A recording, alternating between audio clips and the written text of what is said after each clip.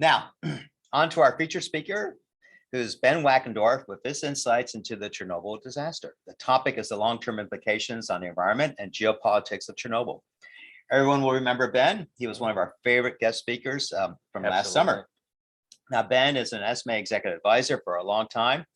Admiral Wachendorf graduated with distinction from the U.S. Naval Academy and was an Olmsted Scholar, which is quite an honor. Ben commanded the most highly, now get this, the most highly decorated ship in the U.S. Navy history. Remember, the Navy is actually the oldest service in the U.S. And that ship was the USS Parchi, SSN 683. It's a nuclear submarine. You can just kind of guess what his missions were in that submarine. He was the former U.S. Defense Attaché to Moscow, the Navy Director of Strategy and Policy, the former Chief of Staff for the Joint Forces Command when General Mattis ran JEFCOM, and held many other positions of distinction. He ran several businesses and was also SMA's Chief Operating Officer for several years. Now, welcome back, Ben. It's great to have you join us again. Hey, great, AJ. Thank you very much for having me. I'll try to be brief. I was asked to discuss the Chernobyl incident, and I'll try to just speak for maybe 8 or 10 minutes, allow time for questions.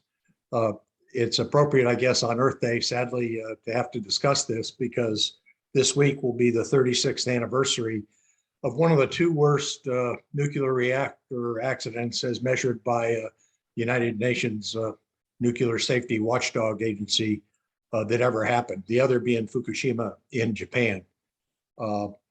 They have a scale of categories, 7 being the worst, and Chernobyl and Fukushima are the 2 worst, based primarily because of the amount of radiation that was leaked. Now, sadly, there were 2 operators at Chernobyl who died in the incident, and 28 more of the firefighters who responded died from radiation illness. It's estimated that maybe 14 more deaths could be attributed, but that's hard to prove. But that would be over the next 10 years due to radiation exposure. I'm not a doctor or a lawyer, but it's difficult to prove when someone has cancer what exactly caused that cancer. As you may know, cigarettes are known to cause lung cancer, but people get lung cancer who've never smoked. So that's a whole nother story. Interestingly, at Fukushima, there were no deaths resulting from that. And the most famous US nuclear incident of 3 Mile Island, there were no deaths from that either. I think one other comment I'd make before I get into the actual accident is we don't talk much about it, and I'm not trying to sell anybody on anything, but in fact, the mining of particularly coal is very dangerous. The last year for which we have data is 2020, and just in the simple act of mining, not including black lung disease and other longer term health effects, 29 people died. In the period after World War II, we averaged worldwide 450 deaths a year in mining accidents for coal. In the 70s, it was 141. And then before World War II, in the Industrial Revolution to World War II, they averaged over 1,000 deaths a year. So tens of thousands of people have died mining coal, and that doesn't include the harm to the environment. In any case, I think before getting into what happened at Chernobyl, just a brief summary of what that reactor does. It splits atoms apart. Uranium-235 is the only natural occurring element that, if you pull it apart, creates energy. And when you do that, you create 50 million times more energy than burning a single carbon atom. That's the good news. The bad news is what you're left over with are called fission products. They come in a variety of flavors, some of them being very radioactive. And I'll get into that in just a minute. If you find uranium in the ground and get rid of everything else and have just natural uranium, only 0.7% of it is the isotope that's used in reactors called U-235. So it has to be enriched. That's a political issue you hear a lot, most recently with Iran, because in addition to making fuel for reactors, you can also make bombs out of that stuff. In any case, most US commercial and international power plants operate with uranium enriched to about 2 or 3%. The Chernobyl plant was enriched to 1.8%. That played a factor in the accident that I'll get into in just a minute. I think here it's a good point to bring up that, and I'm not trying to sound like a tour guide or anything, but Russia has a culture, independent of current events, that puts a great deal of emphasis on size. Of course, their country spans 11 time zones, but if you go back to it was the 1500s, 1536, they built the largest cannon in the world, 35 inches in diameter. It's called the Tsar cannon. It still is today in the Guinness Book of World Records. In World War II, they had the KV tank, which was bigger than any of the German tanks built during the war. It wasn't very effective on the battlefield, but it was bigger. Today, they have the world's largest submarine, the Typhoon. They have the world's largest airplane, the AN-25, one of which they blew up in Ukraine, or destroyed anyway. They have the largest nuclear weapon that they've air tested in measured in yield. And if you're a fan of the arts, you've probably heard of the Bolshoi. That's an enormous theater right outside the gates of the Kremlin in Moscow. And Bolshoi means big in Russia. And if you've ever been in that theater, it puts Radio City Music Hall, still a nice place, but much bigger. Okay, so let's get on to Chernobyl. Chernobyl was had 4 reactors, each of them 3.2 megawatts in size. The one that was the source of the accident was unit number 4. They're all located together. And getting back to this size thing, just to put things in perspective, the reactor itself was the fuel region, 11 feet tall and 54 feet in diameter. It had 1,661 fuel channels and 167 control rods. The Russians used graphite to try to control this reactor, and there's some design issues there. The cause of the accident was a combination of bad design, bad physics, poor operator training, and a series of power changes that were done. Normally, when commercial reactors operate, they go to high power levels, stay there until they run out of fuel, and when people turn on and off their lights or change the electrical demand, it's fossil fuel plants that make up that difference. So they operate on a grid netted together. In this case, the operators had changed power levels several times, and that causes problems in particularly this design of reactor because of these fission products, one of them being xenon. Xenon has a characteristic of being a neutron absorber, and what you try to do in a critical reactor is get one neutron out for every atom that's split. It's not as simple as that. There's leakage and all other kinds of things, and some of them are delayed neutrons, which makes control easier, but that's the bottom line. The problem is xenon itself is unstable, and there's indirect and direct xenon that results from splitting atoms. And to make a long story short, what happened in this accident is the Russians were trying to test what would happen if they lost a pump. These pumps are very large. The flow rate of the water coming through that reactor was 12 million gallons per hour. That's 3,000 gallons per second. That's about the size of a gas tank truck that you see at the gas station fill up every second. And so when in preparation for this test, they isolated the emergency cooling system, big mistake. And they were doing power level changes that caused them to have to withdraw the control rods near the top. And then when the xenon started burning out, they couldn't drive the control rods in fast enough. and they had what's called a supercritical reactor. It went critical on prompt neutrons alone, and in a matter of seconds, power increased to 10 times the maximum rated power of the plant. And that heat's got to go somewhere. It melted the core and caused a steam explosion. So when you see pictures, I'm sorry I don't have them here, but it blew the building apart. What did that was steam. It wasn't a bomb, a nuclear bomb. It was just heat. There were 2 fires. One came right away, because one of the problems that you have in reactors is, particularly water moderated reactors, hydrogen being H2O disassociates, and hydrogen and oxygen gas come out, and the oxygen gas is very corrosive. So for metallurgical reasons, engineers pump in more hydrogen so it scavenges up the oxygen so it can go back to water and doesn't eat up the metal in the plant. And of course, when the thing blew apart, that burned.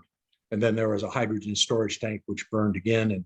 And as I mentioned, sadly, the 28 firefighters died putting out that fire. Interestingly, that plant was, they call it a sarcophagus. I've been there, but it's all cemented in to reduce radiation leakage. And the plant next to it was defueled and never operated again because it was damaged. But the 2 other plants started up again within a year of the accident, and were running prior to the war. I'm not sure of their current status, but they returned pretty quickly. I could speak longer, but I don't want to overstay my welcome. I would point out one more thing, though, just because it's real easy to say a lot of bad things about Russia, and I certainly don't want to defend them. But at the time of this accident, the Ukraine was part of the Soviet Union. The reactor was a Russian design, but Russia responded.